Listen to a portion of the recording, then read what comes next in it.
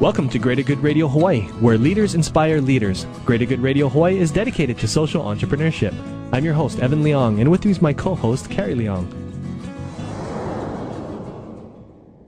Today's guest is John DeFries, CEO and Chairman of the Hokulia on the Big Island, Hawaii, and President and CEO of Native Sun Business Group. Mr. DeFries is also a member of the Hawaii Community Foundation's Hawaii Office Leadership Council. Please welcome to Greater Good Radio, John DeFries. Welcome to our show, John. Thank you for having me. So, John, tell us what you're up to nowadays on the Big Island, and I know you travel to Oahu a lot. You know, most of my time right now is occupied in Kona, the Hokuli'a Development, which is a 1,550-acre master plan community, which is managed to survive a number of legal and entitlement challenges, now faces a common challenge with the rest of the state and nation, which is having to restructure our finances as we all learn ways to survive the financial meltdown. Our lead bank is in London, and it is going through its own set of challenges, but my sense is in the next 60 days we'll have this remedied, and the project will be back on its scheduled development process, and looking forward to that as well. And can you tell us about your background? Have you always been in development? You know, I was born and raised in Waikiki, so I grew up around the beach, the zoo, the aquarium, and hotels.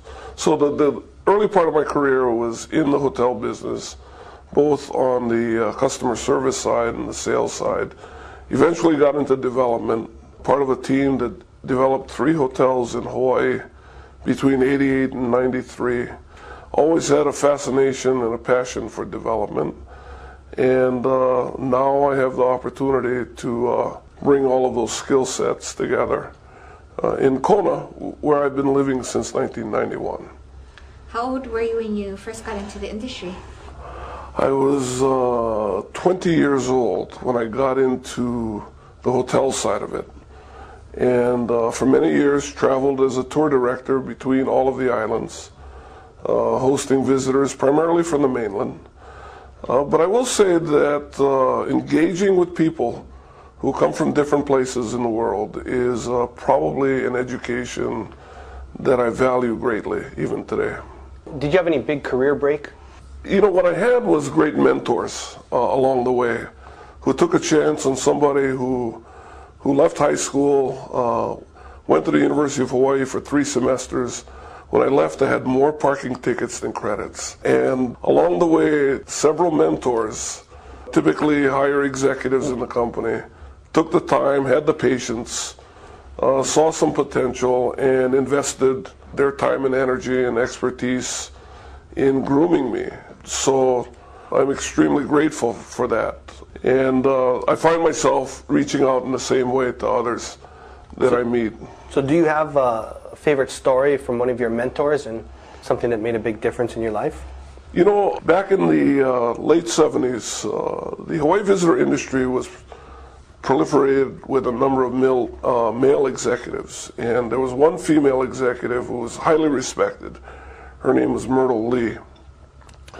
Myrtle and her husband Freddie are today co-owners of the Roy's restaurant group. And Myrtle was one who refused to allow me to just coast through my work activity, constantly challenged me with new assignments, put me in situations where I was constantly in above my head, typically with the parent company, which was AmFac at the time. And that relationship and friendship has sustained itself, so I still get to see her occasionally when she's in Kona. And, you know, I'm eternally grateful to her. I didn't realize it at the time. I was young, unfocused, carefree, and she made it a point to help me recognize that there was a potential there and to direct it. So she's one that comes to mind immediately. What are some of the lessons that you think she taught you, especially as a young chap and only 3 semesters of college?